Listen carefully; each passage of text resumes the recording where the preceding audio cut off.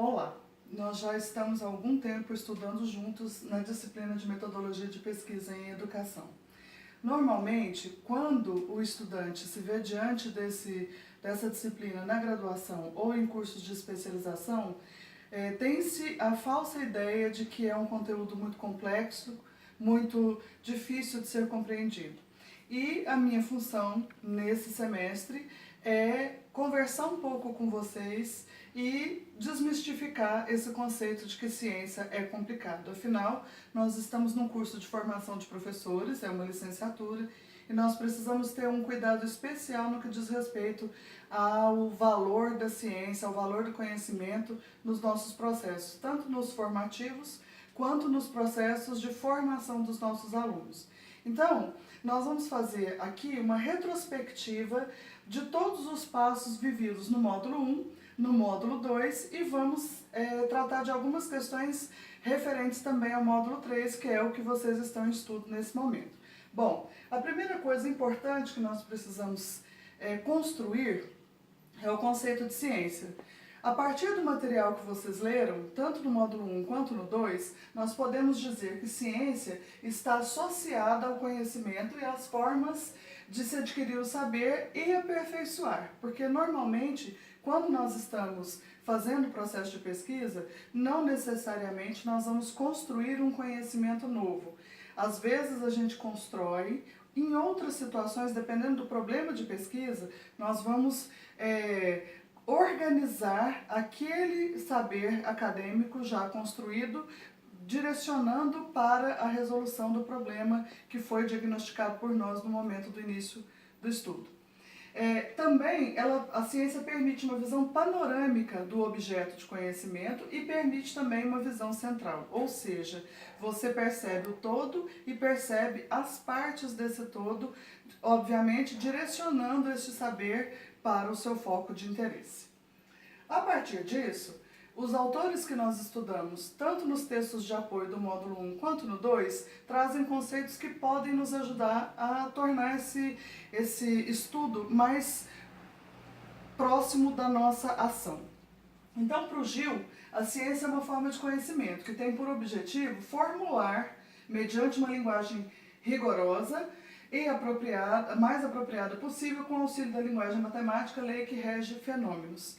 O que significa isso? A ciência ela tem um objetivo maior, que é dar o caráter científico, fugir do senso comum, fugir da falácia. Nós vamos tratar um problema, nós vamos tratar uma área do conhecimento de uma maneira científica.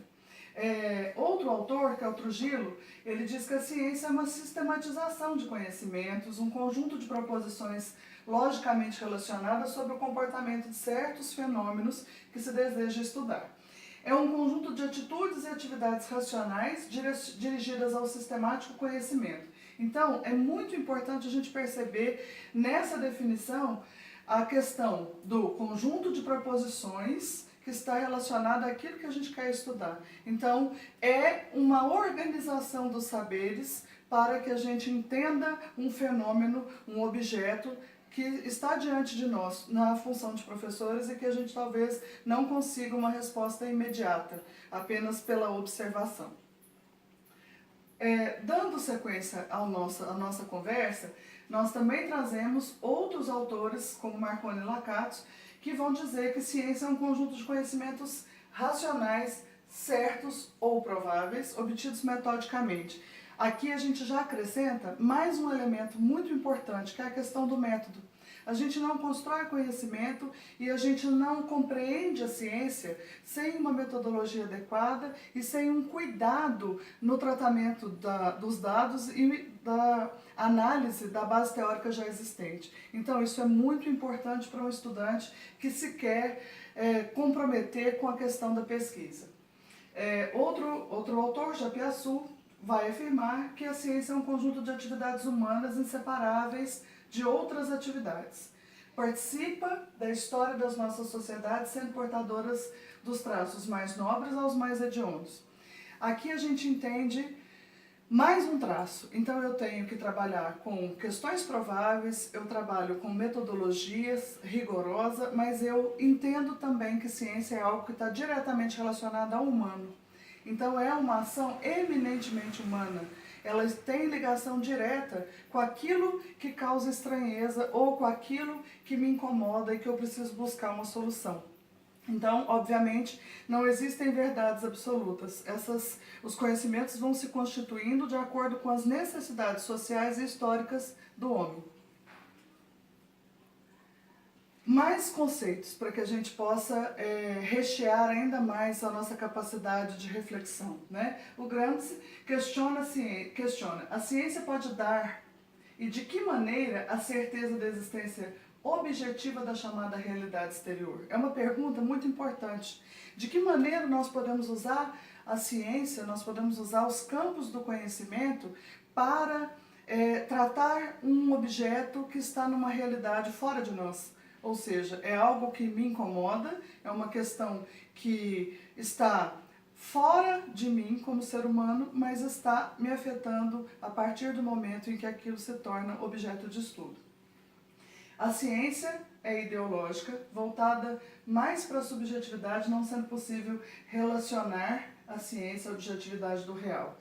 Ele também traz mais um traço aqui fundamental. Então nós temos a ciência enquanto rigor metódico, a ciência como uma objetivação, né, ou a busca de certezas, a busca de conhecimentos novos, ou a capacidade de relacioná-los ao que já existe. Mas nós também temos a ciência ligada à questão do homem como ser histórico e social e também a sua subjetividade. Toda produção de conhecimento, toda produção teórica nasce de um incômodo que está próximo da ação daquele que pesquisa. Então é isso que a gente vai se dedicar, a estudar todos esses elementos para que vocês, no momento de produzir um trabalho de conclusão de curso, no momento em que estiverem na sala de aula, tenham condições de utilizar os conhecimentos a favor da produção de conhecimento novo ou a favor da busca de soluções para problemas da realidade próxima. Nesse sentido, como nós falamos muito de ciência relacionada a conhecimento, o que vem a ser conhecimento? Se nós formos utilizar a versão dicionarizada, é o ato ou efeito de conhecer, é uma ideia ou noção de alguma coisa, é saber, instrução, informação, inclui descrições, hipóteses, conceitos, teorias, princípios e procedimentos. Então o conhecimento, ele é amplo, ele não se restringe apenas a um elemento, ele está desde a instrução puramente simples, ou a informação, que é algo que é efêmero, ou ao saber, que é algo que permanece com o ser humano. E, obviamente, para que a gente entenda a importância do conhecimento científico, que é isso que a minha disciplina se propõe, nós precisamos compreender os tipos de conhecimento. Nem tudo com que a gente lida no cotidiano faz parte do rol de saberes científicos, né, de conhecimentos científicos. Para isso, nós temos alguns tipos que os autores, tanto do módulo 1 quanto do módulo 2, vão apontar e vão ajudar a gente a refletir melhor sobre isso. Nós temos a primeira forma de conhecimento, que é o popular ou senso comum.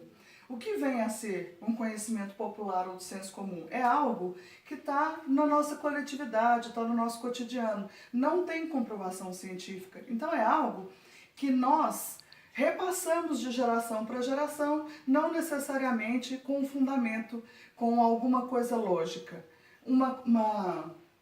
Um exemplo bastante interessante é algo de uma crendice popular que, por exemplo, as mulheres, quando têm filhos, não podem lavar a cabeça porque elas vão se sentir mal. Não tem comprovação científica, né?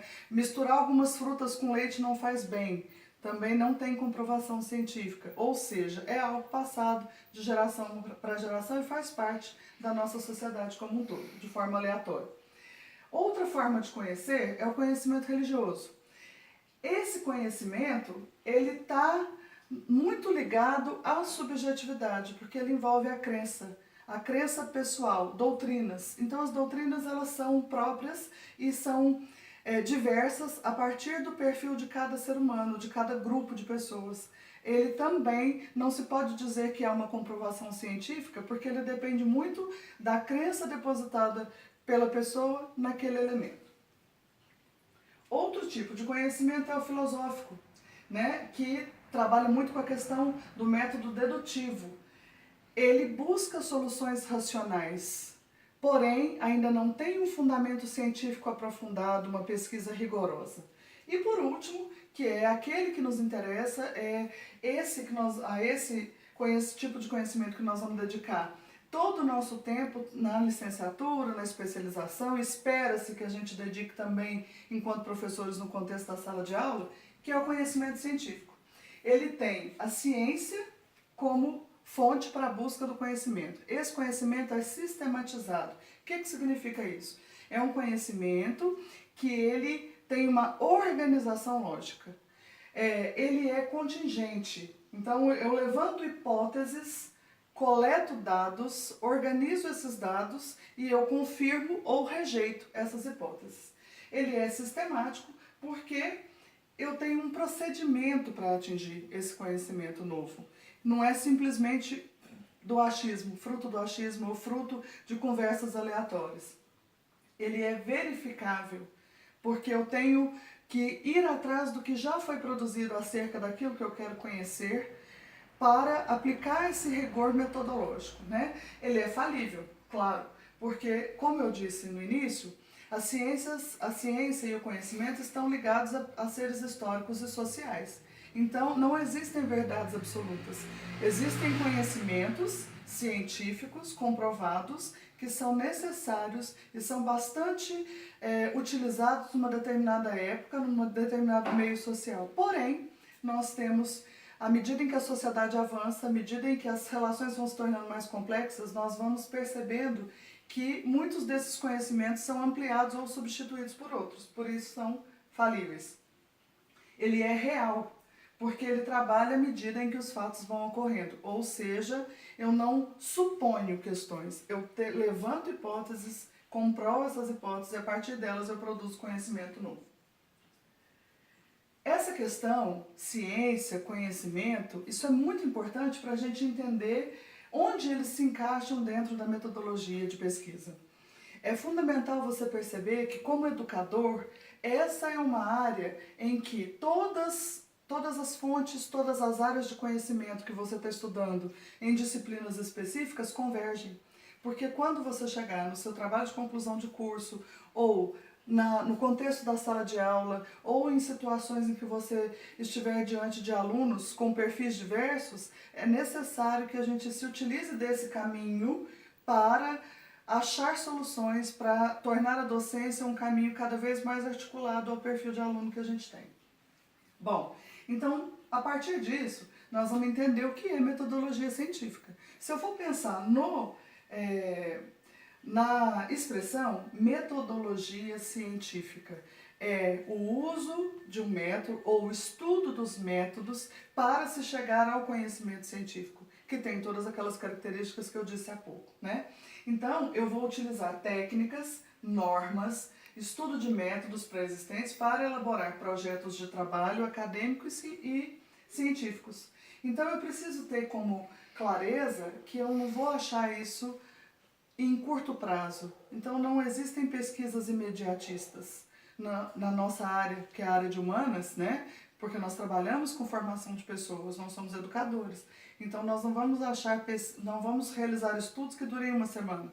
Nós vamos precisar utilizar metodologia adequada, procedimentos adequados. Isso exige muita disciplina, muita organização na coleta de dados, no estudo da base teórica já existente, para que a gente consiga realmente chegar a um denominador comum.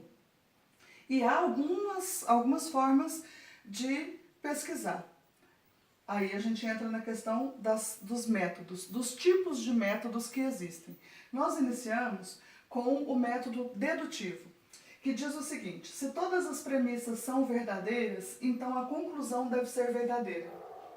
De forma que toda a informação da conclusão já estava nas premissas, mesmo que implicitamente. Parece muito complicado quando a gente lê, mas o que eu estou dizendo aqui, Eu estou dizendo que se todas as hipóteses que eu levantei são verdade, então, obviamente, a conclusão do meu estudo já estava prevista lá nas hipóteses. Então, no primeiro estágio, eu levanto as hipóteses e eu vou para o campo, coleto dados, pesquiso, relaciono com a área de conhecimento. Se essas hipóteses são comprovadas, obviamente, eu tenho a certeza de que a solução para o meu problema de pesquisa já estava lá nas premissas levantadas, ou seja, nas hipóteses. Outro tipo de método que vocês podem utilizar é o método indutivo. Então, se todas as premissas são verdadeiras, a conclusão é verdadeira. Então, e portanto a conclusão tem informações que não estavam nas premissas. O indutivo, o próprio nome já diz, eu vou induzir a busca de determinado conhecimento a partir das hipóteses levantadas. Parece muito complicado, mas não é. Quando a gente vai aplicar isso na realidade, fica muito mais tranquilo, né? A gente vai tentar articular isso à medida em que nós formos avançando nos estudos ao longo dos semestres da formação de vocês, nós vamos avançando e aplicar isso no nosso contexto. O método hipotético dedutivo, eu tenho por objetivo maior refutar ou derrubar as hipóteses levantadas para o estudo. Então, eu vou dizer, por exemplo, um aluno não aprende a ler e escrever na idade correta. E vou dizer, é responsabilidade da família, é responsabilidade do governo, é responsabilidade da própria criança que tem dificuldades. Então, eu levanto hipóteses para depois derrubar essas hipóteses. Ou seja, descobrir que talvez a questão do fato dele não aprender não esteja diretamente relacionada a nenhuma das hipóteses levantadas. Expectativas ou conhecimento prévio. Isso é fundamental. Ninguém faz pesquisa sem um elemento importantíssimo, a curiosidade. A vontade de conhecer, a vontade de saber, a vontade de achar uma solução para um determinado problema. Então, não se faz pesquisa por obrigação, porque é uma normativa. A gente faz pesquisa porque isso faz parte do ser educador. Nós precisamos ser seres de curiosidade. Por essa razão, tudo começa com um problema. Esse problema é aquilo que me incomoda. Como educador, há coisas que eu não consigo descobrir a olho nu ou no cotidiano da minha sala de aula. Então, a partir disso, os problemas de pesquisa surgem, que são problemas, questões que incomodam ao pesquisador e não têm uma solução imediata. Então, nós vamos precisar buscar outros elementos. A partir disso, nós vamos trabalhar com as conjecturas, né? Que é mais uma parte do método hipotético dedutivo. São soluções submetidas a testes. Então, à medida em que eu inicio com um problema, eu vou pensar em que tipo de soluções eu vou encontrar. A partir disso, nós vamos trabalhar testando essas possíveis soluções, né? Uma outra etapa é o falseamento. Aqui eu vou derrubar ou vou afirmar as hipóteses levantadas a partir do problema por meio da observação e da experimentação. Então, nesse sentido, o que a gente percebe? Que a pesquisa representa o processo de construção do conhecimento científico. E isso é fundamental para qualquer professor. Vocês têm que ter a clareza de que não se produz conhecimento, não se dá aula e não se forma se a gente não construir conhecimento pela pesquisa, né? A ciência evolui. Por quê? Porque a partir desse senso, dessa curiosidade humana, nós vamos levantar questões e a cada nova descoberta nós vamos ter outros métodos e outros tipos de conhecimento disponíveis, né? Um autor bastante importante, que é o Cipriano Lucchesi, ele vai dizer que o conhecimento é uma capacidade disponível a nós, seres humanos, para que processemos de forma mais adequada a vida, com menos riscos e menos perigo. Isso é muito importante. Ele traz para a gente, que somos estudantes, professores, ele traz para nós um caminho, dizendo que o conhecimento está dentro da humanidade. Ele não é algo produzido fora, ele é eminentemente humano, né? Normalmente, o contato primeiro com o conhecimento acontece no ambiente escolar. Aqui é preciso chamar a atenção. de vocês que serão professores ou que já são professores. Nós precisamos ter um cuidado com isso, porque é lá na educação básica, que é onde nós trabalhamos, né? O licenciado em computação trabalha, é lá que nós vamos formar o aluno curioso, manter essa curiosidade que é própria do ser humano, mas ampliada, e não matar como a escola tradicional faz, né? Aqui a gente precisa entender que nós, como professores, nós exercemos dois papéis. O papel de pesquisador, reflexivo, mas também o papel de estimulador para que os alunos tenham essa curiosidade pelo conhecimento. Outros autores, o Guedin e o Franco, vão dizer que a pesquisa em educação gera novos conhecimentos por meio da investigação e possui um movimento reflexivo do sujeito ao empírico. É preciso que a gente vá atrás, que a gente experimente, que a gente teste hipóteses, levante teste hipóteses, busque a base para o conhecimento. Então a gente não pode ficar preso apenas naquelas verdades já postas. É por essa razão que a pesquisa em educação é tão importante, porque ela produz conhecimento novo a partir da curiosidade dos educadores. Dessa forma, na educação, o método dialético, que é uma outra forma, nós já falamos do método hipotético-dedutivo, do indutivo, do dedutivo, e chegamos ao método dialético. Ele relaciona o sujeito ao ambiente, ao objeto.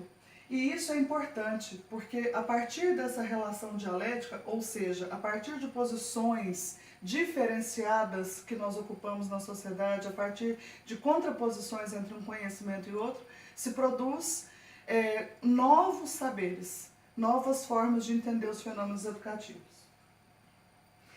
Assim, a gente termina esse primeiro momento e eu espero que tenha contribuído para alimentar em vocês ainda mais a curiosidade pelo conhecimento, não só na minha disciplina, mas também em todas as outras que compõem o currículo. Até a próxima!